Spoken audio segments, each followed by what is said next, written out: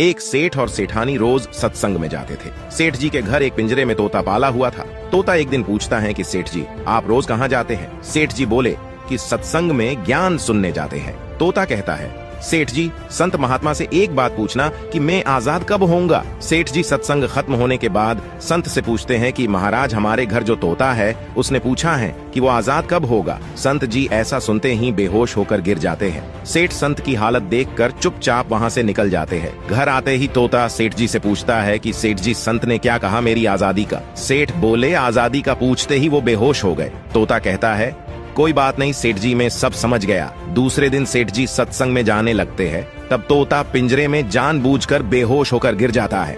सेठ जी उसे मरा हुआ मानकर जैसे ही उसे पिंजरे से बाहर निकालते हैं तो वो उड़ जाता है।